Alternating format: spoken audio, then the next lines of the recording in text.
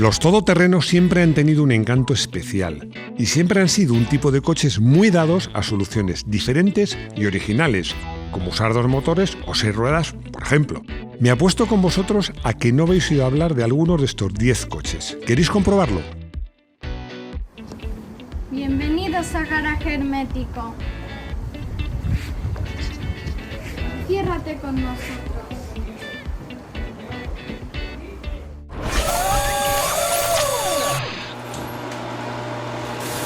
Ya sabéis que en Garaje Hermético nos gusta tratar las cosas de una manera diferente y este vídeo no va a ser una excepción. ¿Por qué?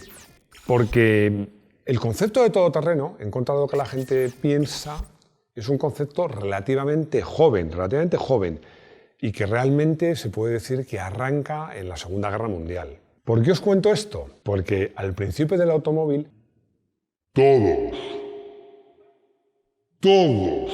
los coches, todos sin excepción, eran todoterreno. ¿Qué os quiero decir con esto? ¿Qué significa todoterreno? Off-road, fuera de carretera.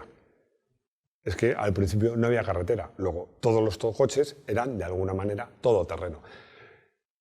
Cuando vemos un coche antiguo, de preguerra, primeros, pues no digamos ya de finales del siglo XIX, pero hablemos de primeros del siglo XX, nos hace gracia. Le vemos altos, muy altos y con esas ruedas tan grandes, nos hace gracia porque quedan chocantes en la carretera de hoy día. Pero es que cuando esos coches aparecieron no había carreteras. Por eso, por ejemplo, eran tan altos y por eso tenían ruedas de tanto diámetro. Porque el mismo bache es más pequeño cuanto más diámetro tenga la rueda. Para poner un ejemplo muy claro, imaginaos un bache relativamente grande con una rueda muy pequeñita, que el diámetro de la rueda es más bajito que el bache, es como chocar contra un muro. Ese mismo bache con una rueda de mucho tamaño, por eso las carretas de caballos tenían ruedas grandes, porque estaban hechas para ir por caminos o campo a través. Los coches, al principio, todos los coches, como no había carreteras, eran off-road, es decir, de alguna manera, todos eran todoterreno. Como dice mi buen amigo Ramón Roca, historiador del automóvil, y que bueno, sabe un montón de coches, hay que poner todo en su contexto, porque realmente es en el periodo entre guerras cuando empieza a evolucionar el tema de las comunicaciones y de las carreteras. Bueno, el caso de Alemania es un ejemplo, ¿no? Porque Hitler hizo auténticas janalladas, pero en este tema, en el tema de las comunicaciones y de los coches, realmente fue un visionario, ¿no? Y hizo una cantidad de autopistas que todavía hoy las Autobahn alemanas son famosas, ¿no?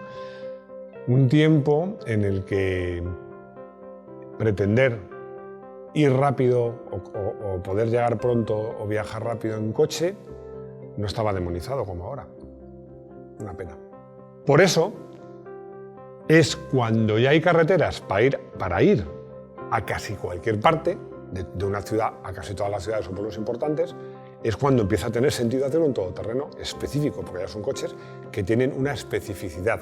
La mayor parte de los coches están diseñados ya para ir por asfalto, son más bajitos y con ruedas más pequeñas, y entonces es cuando se puede decir que nace el todoterreno. Por eso os decía que sí que se puede decir que el concepto todoterreno de verdad nace con el Jeep, con la Segunda Guerra Mundial. Por cierto, siempre os digo que en los comentarios, que contesto muchísimos y me leo casi todos, me dais muy buenas ideas. Esto iba a decir que era una idea de Manuel San Martín. Yo diría que más que una idea, esto ha sido un reto, pero se lo agradezco. Daimler Wagen. Para muchos, este coche es el primer genuino todoterreno. ¿Por qué? Porque es verdad que en 1907, como os decía, no había carreteras. Pero bueno, había caminos más o menos decentes. En Europa o en algunos sitios civilizados. Pero es que en África, donde casi todos los países europeos y Alemania en concreto tenía colonias, moverse por el desierto no estaba al alcance prácticamente de ningún coche. Entonces hay un político que se llamaba Bernhard Derburg, que le pide a Daimler que haga un modelo específico para moverse por este terreno tan abrupto, tan complicado, con mucho calor, de dunas, desierto y con mucho polvo, ¿no? Y es cuando nace este coche. Fijaros que estamos hablando de un coche que ya llevaba 1907, tracción total, un sistema de filtro de aire súper eficiente, un circuito de refrigeración para el motor superdimensionado y llevaba protectores de bajos. Es lo que tienen los todoterrenos de ahora, ¿no? Es que era un coche adelantado a su tiempo. Además llevaba un motor de 7 litros de cilindrada que daba 35 caballos. Tenía una velocidad máxima de 40 km por hora. Insisto, estamos en 1907. Y gastaba 25 litros cada 100 kilómetros, que en su momento se consideraba un consumo bastante reducido. Volkswagen Kubelwagen.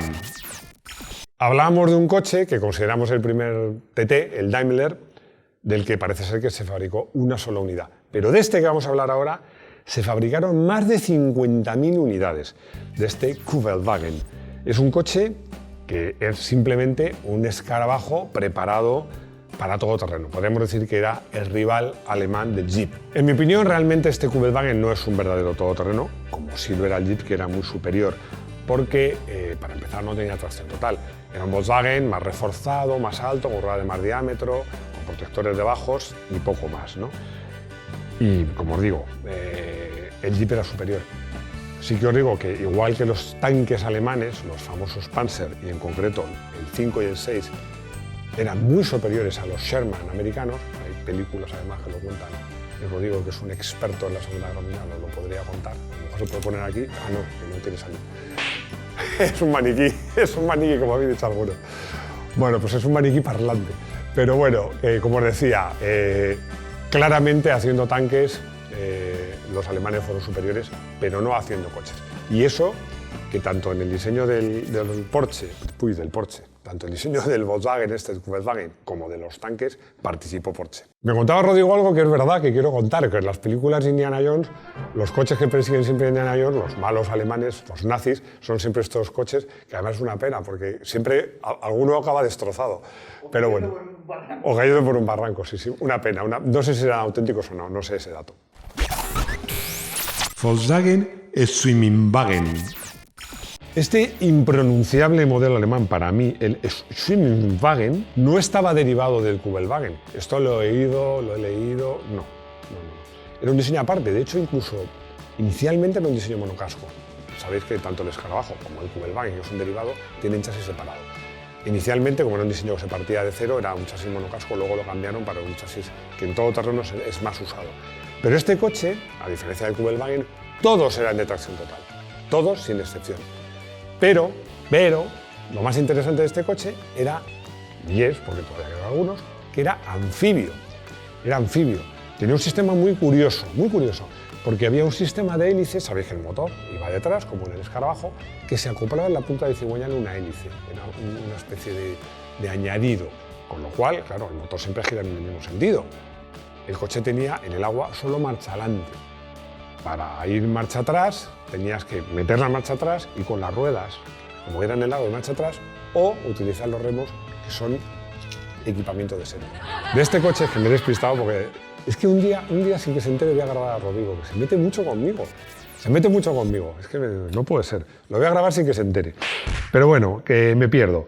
De este coche se construyeron solamente 15.000 unidades. Comparadas con las 50.000 del Kubelwagen puede parecer pocas, pero lo convierte en el coche anfibio más fabricado de todos los tiempos. Citroën 2 caballos Sahara. Lo primero que te voy a decir, si encuentras un Citroën 2 caballos Sahara o Sahara, como le quieras llamar, cómpralo, porque es un coche que ahora está cotizadísimo. Solo se fabricaron 800 y además muchos de ellos, como la mayoría para el ejército, pues murieron en acto de servicio. En España se fabricaron pocos, pero cuando digo pocos es pocos, algo así como 85. Y la historia de este coche tiene de nuevo que ver mucho con el ejército.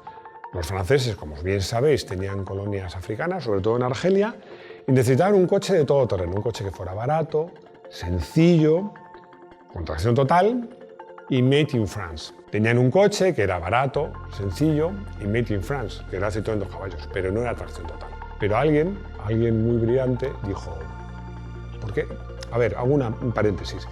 A un 2 caballos no es fácil poner un sistema de transmisión de tracción total por muchas cosas, por el bastidor, por el tipo de suspensión. No era factible. Entonces alguien con mente brillante dijo, ¿y si metemos un motor en el maletero? Dicho y hecho. Un Citroën 2 caballos Sahara es un 2 caballos con un motor en el maletero y, por supuesto, las transmisiones a ruedas traseras. Sincronizar los carburadores, las cajas de cambio no fue fácil, pero el hecho es que este coche iba por campo de fábulas, se subía por las paredes. Por cierto, que esta idea de meter un motor en el maletero la voy a tomar SEAT en su SEAT Ibiza bimotor, que participó en el Campeonato de España de Rally sobre Tierra, pero esa es otra historia que ya contaremos. Renault 6 Rodeo. Adoro este coche. No sé si llamarle Renault 6 Rodeo o Renault 6 Rodeo. Rodeo. Bueno, haga lo que haga, Rodrigo os va a dar caña, así da igual. Bueno, este coche, ¿cómo no me va a gustar? Es un coche que es una carrocería inspirada en un coche que me encanta, que es el Méhari, sobre un bastidor de un coche que me encanta, que es el R6. Este coche, además, nació con vocación, a diferencia del Méhari, que nació con vocación de coche de recreo, este coche nació tampoco con vocación militar, sino con coche de ser usado en las granjas. La firma Simpar, una firma francesa, ofreció un sistema de tracción total para este coche, para otros, pero para este en concreto. Un sistema que iba muy bien y era bastante fiable. Este coche empezó con el motor que heredó del R4, que era un 845 centímetros cúbicos de solo 34 caballos. Llevó diversas motorizaciones, pero al final montó la del R12, que era un 1298, que daba 45 caballos. Entre todas las versiones, que hubo varias versiones, incluso de carrocería o evoluciones, se fabricaron 60.000 unidades, lo cual es un verdadero éxito. Gato Montes. ¿Son suficientes 4 ruedas para un coche? ¿Hace falta dirección en un coche? A ver, está claro que el señor José Artés de Arcos, que fue el creador de este coche, pues no le faltaba imaginación, porque desde luego pocos coches antiguos o actuales superan en cualidades todoterreno al Gato Montes. Yo me atrevería a decir que ninguno.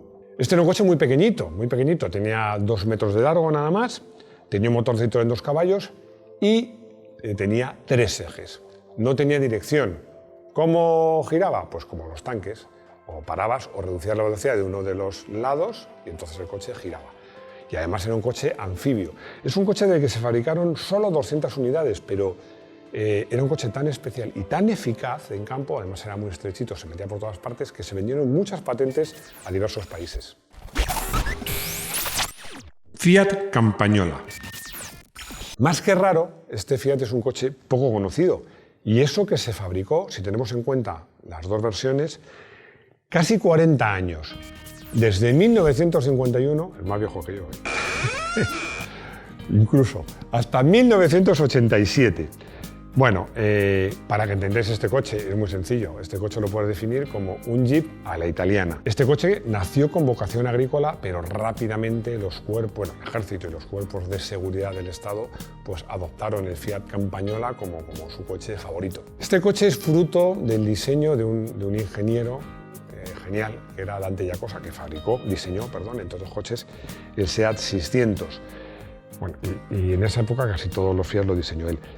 Desde el principio hubo versiones, prácticamente desde el principio versiones diésel, y al final llegó a llevar el motor Sofin, que era un 2500 diésel, que ya daba una potencia considerable. Lamborghini LM002. ¿Quiénes compraban coches todoterreno de lujo en los 70 y los 80? Yo creo que todos los tenemos claro. Los jeques árabes. Los jeques árabes que para moverse por sus fincas, por sus campos de petróleo, por mitad del desierto, pues buscaban coches de todoterreno, pero no querían coches rústicos ni prácticos. Bueno, prácticos sí, pero querían lujosos. Ya había ese tipo de coches, porque el Range Rover se había presentado en 1970. Siempre se dice una cosa del Range Rover para definir qué concepto era. Ya sabéis que a los ingleses les encantan 2 cosas. Les encanta la caza y el juego. Y se decía que el Range Rover era el único coche que te permitía ir de caza y al casino o al club de golf, que es otro hobby inglés, con el mismo coche.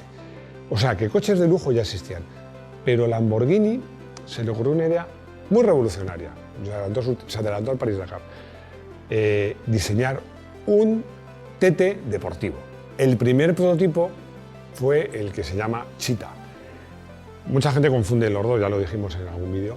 El inicial Cheetah llevaba un motor que no era Lamborghini, era un V8 que iba en posición central.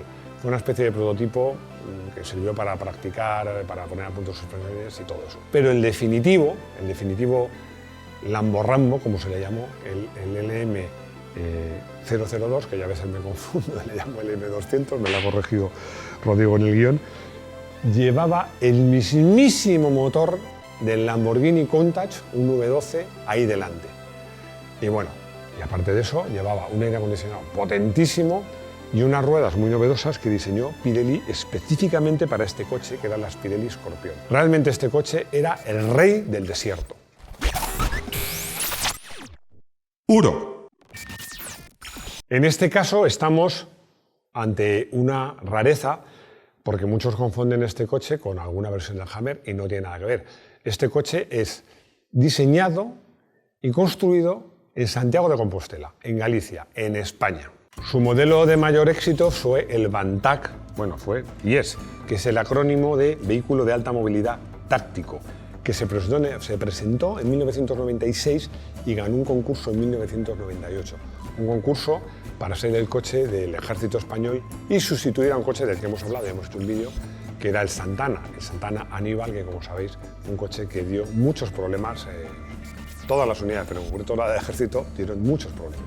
Este coche, que se sigue fabricando en la actualidad, tiene versiones de 3 litros, casi 3 litros y medio, 3,2, 218 caballos, pesa, ya blindado, 3.000 kilos y puede arrastrar más de 3.500 kilos. Son duros como rocas. Y una cosa más, si te interesa, está homologado como coche civil. Volkswagen Iltis.